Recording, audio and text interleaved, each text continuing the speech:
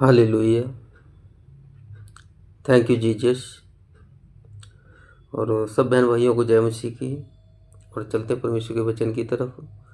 और वो वचन है भजन संहिता 1 उसका 1 से देखते हैं। लिखा है धर्मी और दुष्ट मनुष्य, है ना। इसकी जो हेडिंग है वो है धर्मी और दुष्ट मनुष्य। लिखा क्या ही धन्य है वह पुरुष जो दुष्टों की युक्ति पर नहीं चलता। क्या ही धन्य है वह पुरुष जो दुष्टों की युक्ति पर नहीं चलता और ना पापियों के मार्ग में खड़ा होता और ना ठट्ठा करने वालों की मंडली में बैठता है। हालेलुया।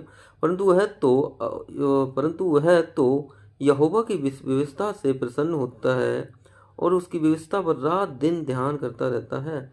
वह उस वृक्ष के समान है जो बहती नालियों के किनारे लगाया गया हो और अपनी ऋतु पर फलता है और जिसके पत्ते कभी नहीं मुरझाते। और इसीलिए जो कुछ वह पुरुष करता है वो सफल होता है। हालेलुया, है ना। इसका वचन जो है क्या ही धन्य है वह पुरुष जो दुष्टों की युक्ति पर नहीं चलता। हालेलुया।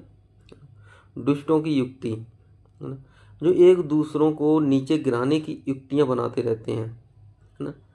और न पापियों के मार्ग में खड़े होते हैं, है ना, पाप से भरे हुए, है ना, जिनकी आँखें घर में कुछ और देखती हैं बाहर कुछ और देखती हैं, ना। जो पाप से भरे हुए, है ना, हमारे डीएनए में पाप, हमारे खून में पाप, तो पाप की क्षमा प्रभु यीशु मसीह के लहू के द्वारा है ना। और भजन संहिता 51 में लिखा हुआ है परमेश्वर ने हमें भली भांति धोकर अपने लहू से शुद्ध किया है।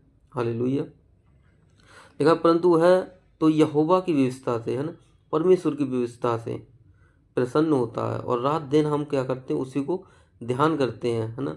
तो हम परमेश्वर से आशीष मांगते हैं और जो ऊपर पहला वचन पढ़ा गया था इन चीज़ों से बचे रहते हैं। हालेलुया।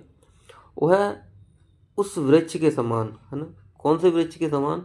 जो नालियों के किनारे लगा हो, है ना, वो नालियों के किनारे लगाया गया हो और अपनी ऋतु पर फलता है और उसके पत्ते कभी नहीं मुरझाते। इसलिए जो कुछ वो पुरुष करता है वो सफल होता है ना।